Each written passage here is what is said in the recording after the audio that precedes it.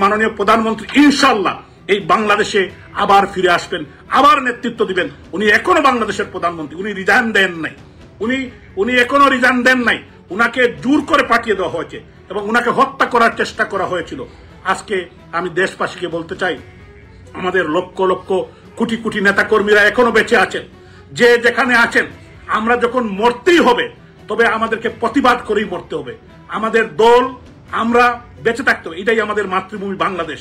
এই বাংলাদেশ থেকে আমরা পালাবো না, এই দেশ থেকে আমরা ছেড়ে যাব না, কারণ এটা আমাদের দেশ। এটা এই বাংলাদেশের পতাকা আমাদের, এই মানচিত্র আমাদের। এরা ভুলে গেলে চলবে না। এই বাংলাদেশে একদিন না একদিন এদের বিচার হবে।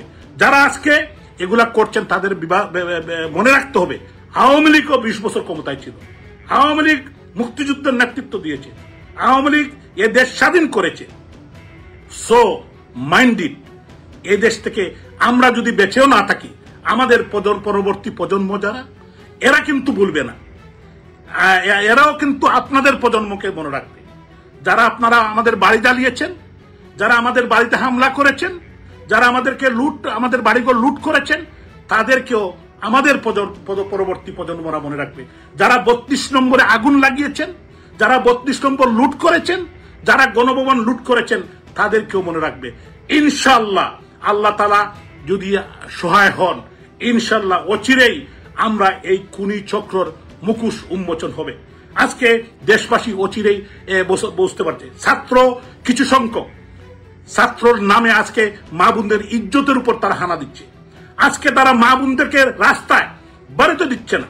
আজকে তারা স্কুলের, কলেজের, ইউনিভার্সিটির টিচারদেরকে, ইউনিভার্সিটির বিসিদেরকে যে বেজ্জতি করছে। আমি বিবেকবান মানুষ যারা আছেন, আপনারা জানেন আমি অনেকটা ইমোশনালি কথা বলছি, আমার হয়তো ভুল ত্রুটি হতে পারে। আপনাদের সন্তান আমি কিন্তু এই কথাগুলো বলছি মনের দুঃখে বলছি।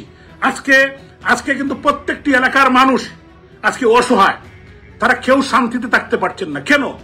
এটা তো রাজনৈতিক পট পরিবর্তন হতেই পারে, একটি দেশের পট পরিবর্তন হতেই পারে। জোর করে পট পরিবর্তন করে দিয়ে আমাদের লক্ষ লক্ষ নেতা কর্মীর বাড়ি জ্বালিয়ে দেওয়া। একটি বাড়ি থেকে 14টি লাশ বাড়িয়েছে, আরেকটি বাড়ি থেকে 10টি লাশ বাড়িয়েছে, আরেকটি বাড়ি থেকে 4টি লাশ বাড়িয়েছে।